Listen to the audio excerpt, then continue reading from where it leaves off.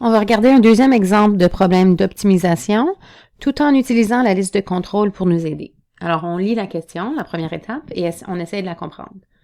Alors, si 2700 cm² de matériel est disponible pour faire une boîte avec une base carrée, trouve les dimensions de la boîte qui maximisent son volume. Quelle est la valeur maximale de ce volume? Donc, on cherche à maximiser notre volume. Alors, on va faire un dessin pour essayer de comprendre le problème. On sait que c'est une base carrée.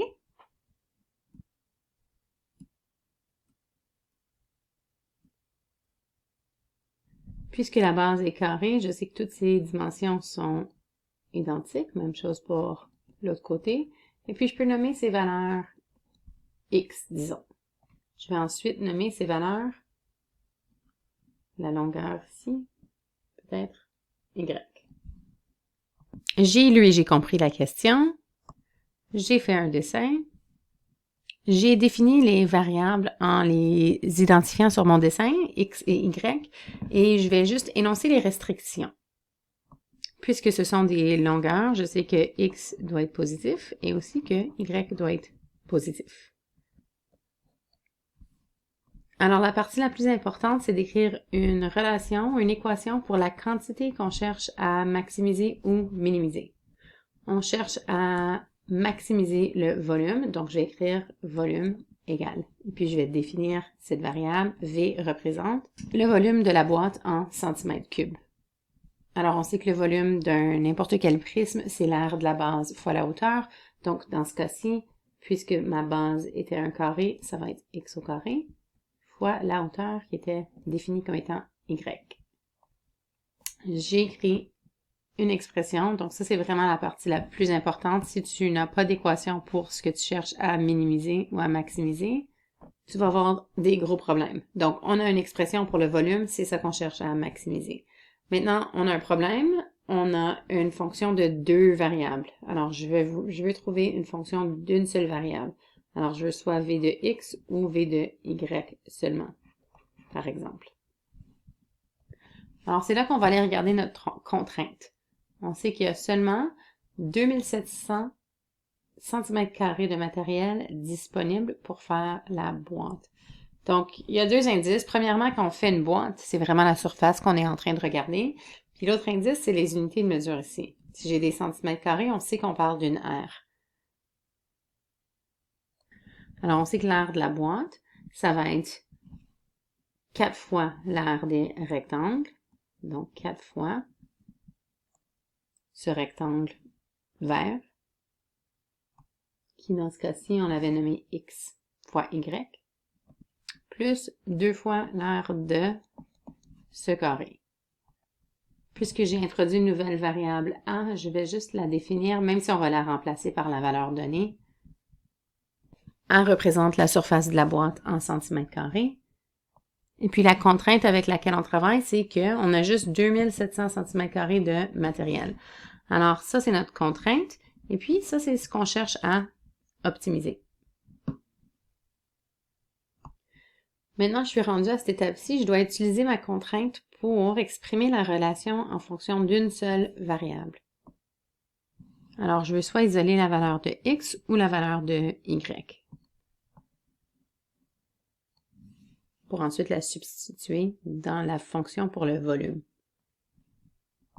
Alors, on commence à réorganiser les choses et je vais maintenant isoler le y. Je vais appeler cette équation-là l'équation 1. Je vais appeler cette équation-ci l'équation 1t parce que c'est l'équation 1 que j'ai un peu transformée. Et je vais appeler la valeur qu'on cherche à optimiser l'équation 2.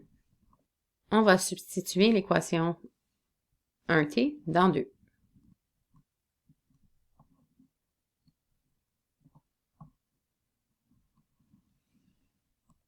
J'ai maintenant v, une fonction d'une seule variable, x.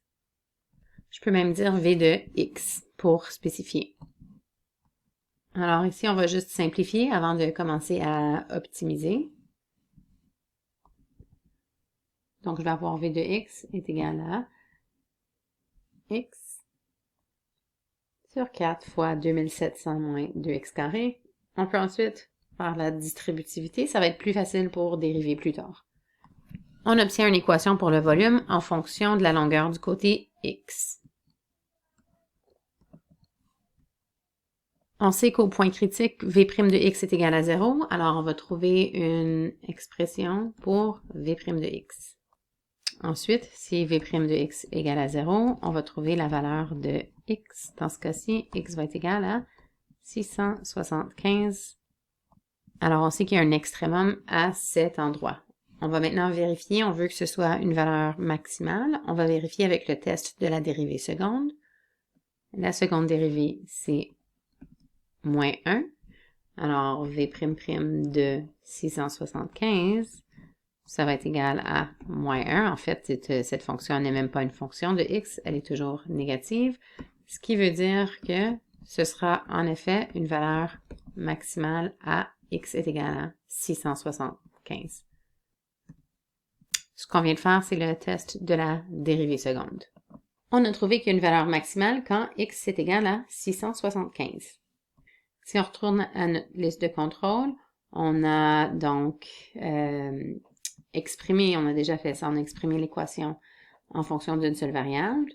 On a trouvé l'extrémum ou le point critique.